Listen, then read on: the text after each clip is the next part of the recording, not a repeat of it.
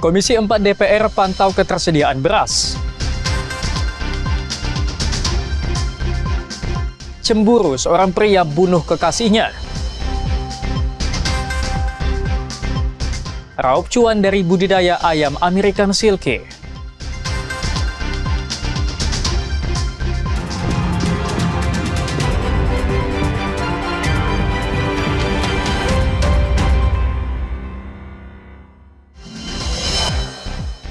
Halo, selamat pagi saudara. Kompas Sumut hari ini hadir dengan beragam informasi penting dan menarik dari Sumatera Utara. Selain 3 sorotan tadi, sejumlah informasi lain akan kami sajikan dalam Kompas Sumut. Bersama saya, Emir Syapurba, inilah Kompas Sumut selengkapnya di Kompas TV, independen terpercaya.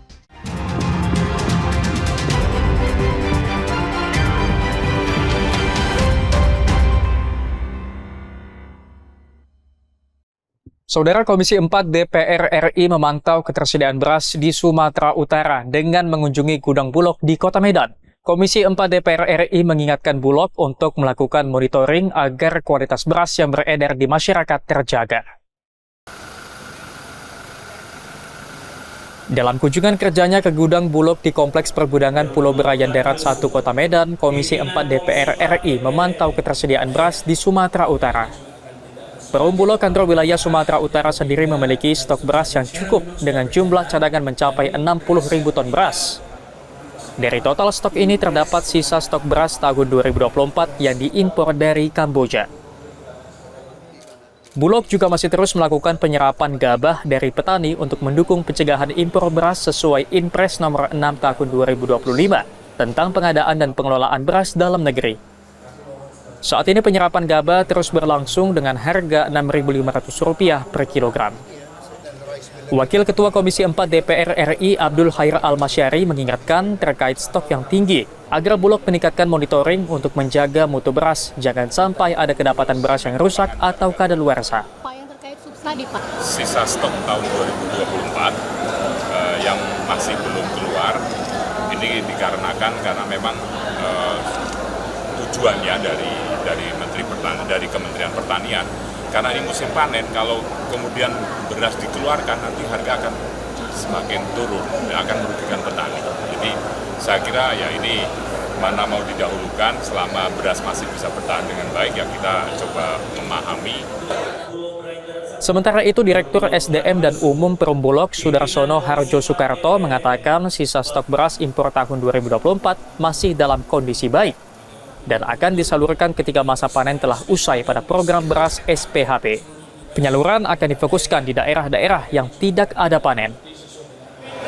Kita terus identifikasi mana yang sudah berusia 1 tahun, 6 bulan, 3 bulan, dan sebenarnya kita laporkan terus untuk kemudian menjadi bagian dari evaluasi dalam rangka untuk memutuskan kapan SPHP dikeluarkan dan bagaimana. Saat ini Bulog telah memiliki cadangan 2,4 juta ton beras dari target pengadaan beras dalam negeri pada tahun 2025 sebanyak 3 juta ton. Roganda Malau, Kompas TV, Medan, Sumatera Utara. Saudara, warga desa Sunggal Kanan, Kabupaten Deli Serdang mengeluhkan jalan Setia Makmur yang rusak dan penuh lubang. Warga berharap pemerintah segera memperbaiki jalan yang menjadi akses utama masyarakat. Inilah kondisi Jalan Makmur di Desa Sunggal Kanan, Kabupaten Deli Serdang yang dipenuhi genangan air dan berlubang. Kondisi jalan yang rusak cukup menyulitkan warga yang menggunakan sepeda motor untuk melintas. Bahkan tak jarang pengendara sepeda motor jatuh ke dalam genangan air. Jalan sepanjang 300 meter ini rusak parah diduga akibat buruknya sistem drainase. Kondisi ini diperparah dengan musim penghujan sehingga air terus menggenangi jalan. Warga mengaku kondisi jalan rusak sudah berlangsung lebih dari 1 tahun. Namun hingga saat ini pemerintah belum melakukan perbaikan. Warga berharap pemerintah daerah segera memperbaiki jalan agar aktivitas perekonomian warga tidak terganggu. Bu, tadi sempat hampir jatuh, Bu, lewat jalan rusak ini, Bu. Kemarin ada anak-anak jatuh, Pak. Kasihan kali, Pak. Kayak tuh, bolak-balik lah, Pak. Bolak-balik orang pada jatuh. Makanya kadang bilang sama orang-orang sini kan, RT-nya mana? Itulah, Pak. Nggak mau tahu mungkin. harapannya gimana Bu? Orang pada melula Pak, maunya jalan ini diperbaiki. Iya. Perbaiki. Kayak gini Pak, kasihan Pak. Makanya kami pun bodoh sudah dengarnya. Kayak gini jadinya jalannya. Jalan Setia Makmur sendiri merupakan salah satu jalan penghubung antara kecamatan di Kota Medan dan juga Kabupaten Deli Serdang. Dedi Zulkifli Tarigan, Kompas TV, Deli Serdang, Sumatera Utara. Saudara, sebuah pulau kecil di bagian utara Kota Medan menjadi rumah bagi ribuan burung endemik dan burung migran dari belahan bumi utara. Selain itu, pulau seluas 1,3 hektar ini mampu menjadi benteng alami saat air laut pasang. Berada di bagian utara Kota Medan, tepatnya di seberang Laut Belawan, Pulau Burung menjadi persinggahan banyak burung. Tidak hanya burung endemik Sumatera, melainkan burung migran dari belahan bumi utara. Terdapat 2 spesies burung migran yang terdata di Pulau Burung, seperti burung gajahan benggala yang berasal dari Rusia atau belahan bumi bagian utara dan burung trinil.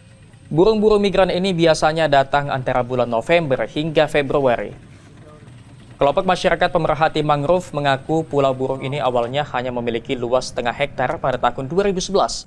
Setelah rutin dilakukan penanaman mangrove, kini Pulau Burung memiliki luas 1,3 hektar. Kemudian kami mulai melakukan penambahan penanaman, dan akhirnya burungnya makin bertambah di situ. Nah, ini memang seharusnya sudah menjadi konservasi kita karena ini adalah Kota Medan. Ya. Jadi masyarakat juga harus tahu bahwa di Kota Medan ini ada pulau burung yang di situ juga ada burung migran.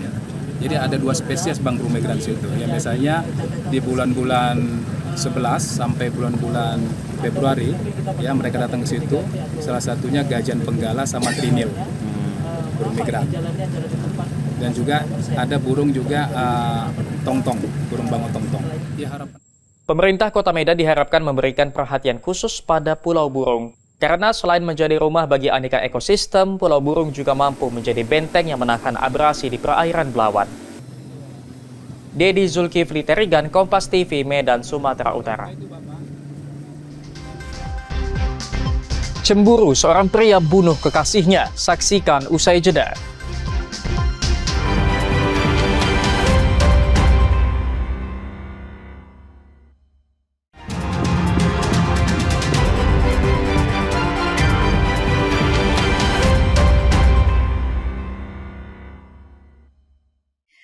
Masih bersama saya Emir Syapurba dalam Kompas Sumut. Saudara, tim gabungan Polrestabes Medan dan Polsek Medan Sunggal menangkap pria yang tega membunuh kekasihnya di Kabupaten Deli Serdang. Kasus ini terungkap setelah tulang belulang korban ditemukan di sebuah rumah kontrakan.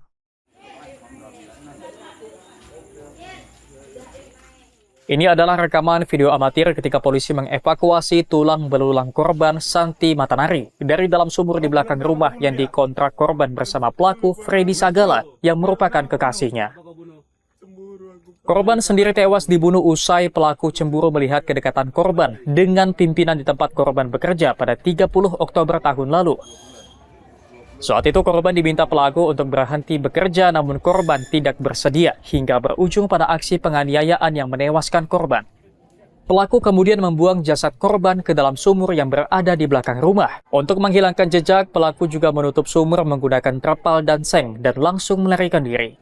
Kapolrestabes Medan, Komisaris Besar Polisi Gideon Arif Setiawan mengungkapkan kasus ini terbongkar ketika pemilik rumah mengontrakkan rumahnya kepada orang lain pada akhir Desember tahun lalu. Saat dilakukan bersih-bersih di areal sumur ditemukan rambut dan beberapa potongan tulang. Temuan ini langsung dilaporkan ke petugas kepolisian. Saat ditangkap dan dilakukan proses pengembangan, pelaku berupaya melawan dan kabur, sehingga polisi memberikan tindakan tegas kepada pelaku. Nah, ini foto asmara, ada kedekatan. Memang berdua tinggal di tempat ini kurang lebih 2 bulan. Kemudian ada rasa cemburu, dan saat itu juga diluapkan dengan cara melakukan pembunuhan. Berapa lama? Pelaku kini terancam penjara selama seumur hidup karena dijerat dengan pasal 340 Kitab Undang-Undang Hukum Pidana tentang pembunuhan berencana. Ferry Irawan, Kompas TV, Medan, Sumatera Utara. Saudara, sepasang kekasih di Kota Medan terekam kamera pengawas atau CCTV saat merampas sebuah telepon genggam di sebuah gerai pengisian pulsa. Kini polisi masih memburu kedua pelaku. Inilah rekaman kamera pengawas atau CCTV yang merekam aksi sepasang kekasih merampas sebuah telepon genggam di Jalan Karya, Kelurahan Karangberombak, Kecamatan Medan Barat, Kota Medan. Pelaku yang mengendarai sepeda motor mendatangi gerai pengisian pulsa dan berpura-pura ingin mengisi saldo dompet digitalnya. Usai menyerahkan sejumlah uang, pelaku dengan cepat merampas telepon genggam karyawan gerai pengisian pulsa. Polisi sendiri masih memburu kedua pelaku usai korban melaporkan kasus ini. Dedi Zulkifli Terigan, Kompas TV, Medan, Sumatera Utara. Saudara, pelaku pengedar sabu seberat 12 kg diringkus personil Satres Narkoba Polrestabes Medan. Pelaku menyimpan narkoba tersebut dalam bungkus teh Cina. Penangkapan pengedar sabu ini dilakukan saat pelaku hendak bertransaksi di kawasan Deli Tua, Kabupaten Deli Serdang. Saat ditangkap, polisi menyita 12 kg sabu yang dikemas dalam bungkus teh Cina. Pelaku diduga merupakan bagian dari sindikat narkoba jaringan Malaysia. Hal ini berdasarkan kemasan sabu yang disita dari pelaku yang identik dengan penggunaan bungkus teh Cina untuk menyamarkan barang bukti. Kasatres Narkoba Polrestabes Medan, Ajun Komisaris Besar Polisi Tommy Aruan menyebut, usai menangkap pelaku, petugas juga menggeledah rumah pelaku. Petugas mendapatkan 811 butir pil ekstasi yang akan diedarkan di Kota Medan. Hasil menyita narkotika jenis sabu seberat 12 kg. Setelah kita melakukan penangkapan, selanjutnya kita lakukan penggeledahan di rumah pelaku, dan dari penggeledahan rumah tersebut tim kita juga berhasil menemukan narkotika jenis ekstasi kurang lebih sebanyak 811 butir.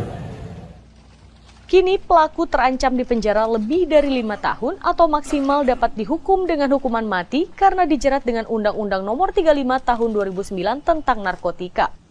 Tim Liputan Kompas TV, Medan, Sumatera Utara. Raup cuan dari budidaya ayam American Silky, saksikan usai jeda.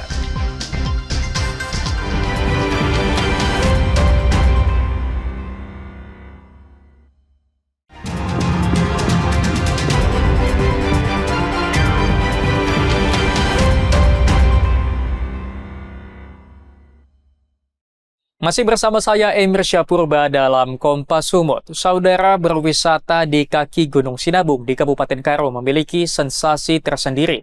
Di lokasi ini pengunjung dapat membangun tenda dan menikmati keindahan kaki Gunung Sinabung.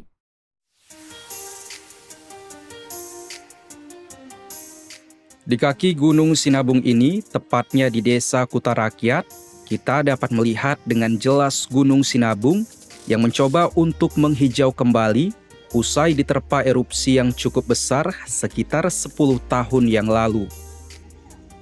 Asap tipis dan kabut yang menembus puncak Gunung Sinabung menjadi landscape yang unik dapat kita saksikan dari sini. Dengan fasilitas yang cukup banyak dan dapat digunakan, sangat cocok bagi wisatawan membawa keluarga.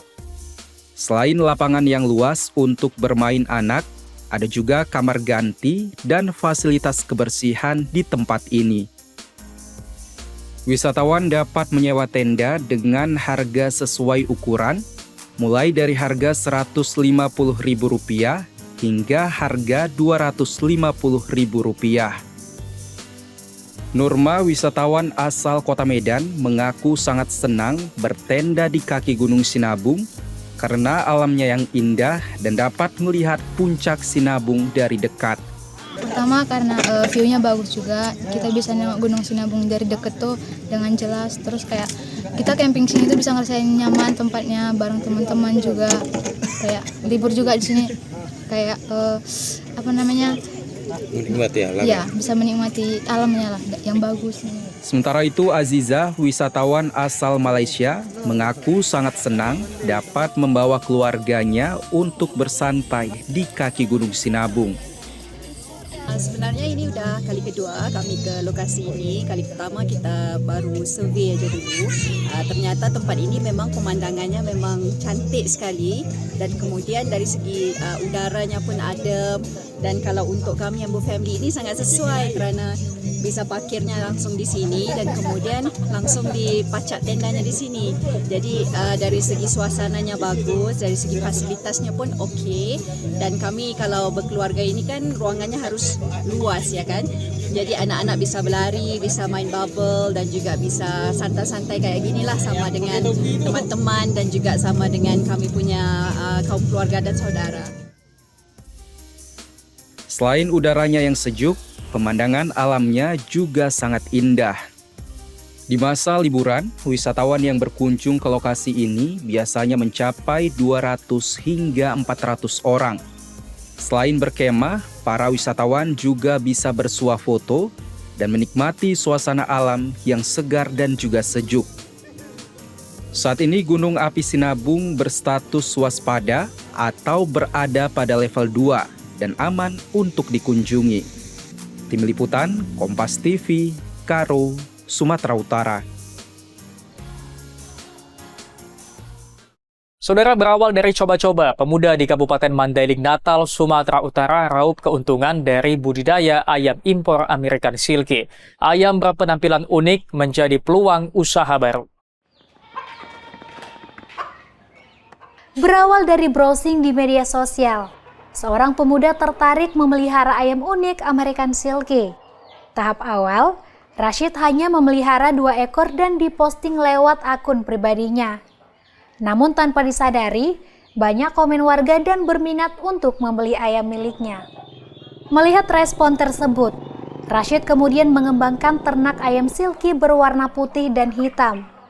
Ayam berpenampilan unik dengan bulu lembut menutupi hampir seluruh badannya ini, kini sudah banyak dan diberi kandang sederhana. Menurut Rashid, beternak ayam unik ini tidaklah rumit. Hanya dengan memperhatikan ketersediaan pakan serta kebersihan kandang menjadi faktor yang menentukan. 3 tahun membudidayakan ayam ini, Rashid hanya memiliki 1 pasang indukan dan kini sudah memiliki 70 ekor ayam American Silkie. Alhamdulillah, kalau ada anakan, kalau ada ready anakan di kandang, pasti habis kalau saat ini. Tapi kalau dari peminatnya dia kebanyakan dari luar kota. Dikirim ke misalnya ke Padang Sidimpuan, ke Rantau Prapat, ke Medan juga pernah diantar di sekitar. Artinya cukup menjanjikan lah ya di sini? Iya, cukup menjanjikan. Oh, untuk kendala sendiri selama ternak ayam seperti ini, untuk kendala yang kita Kalau kendalanya paling sekarang kan pakannya lagi mahal. Pemuda asal Kelurahan Siantar, Kabupaten Mandailing, Natal ini mematok harga ayam silky Rp200.000 per pasang anakan. Peminat ayam American Silkie kini berkembang, tak hanya di Kabupaten Madinah, namun luar daerah seperti Medan, Padang, Palembang, hingga Sumatera Selatan. Tim Liputan Kompas TV, Mandailing, Natal, Sumatera Utara.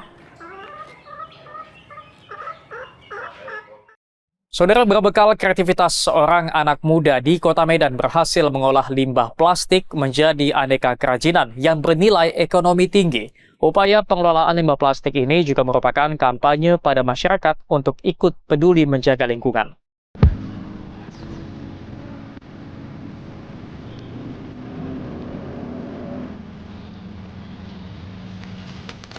Terdorong rasa peduli untuk menjaga lingkungan, Rafiq Akbar, seorang pemuda di Kota Medan, berkreasi mengolah limbah plastik menjadi aneka produk kerajinan tangan bernilai jual tinggi seperti jam tangan, gantungan kunci, tatakan gelas, dan kerajinan lainnya.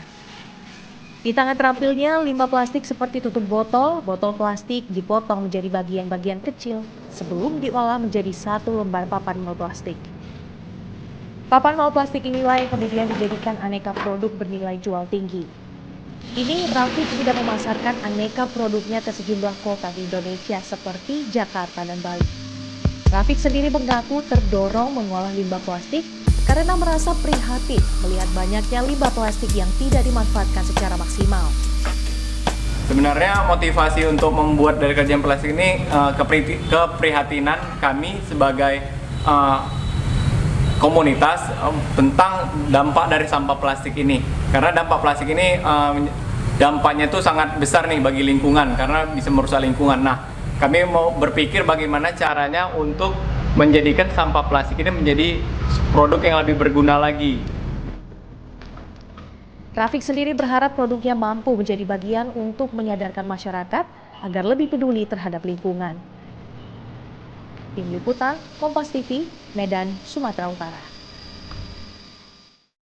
Sampai di sini Kompas Sumut hari ini. Anda bisa menyimak video tayangan kami di kompas.tv atau share langsung via streaming di kompas.tv/live. Kami undur diri, tetap saksikan rangkaian program berita di Kompas TV, independen, terpercaya.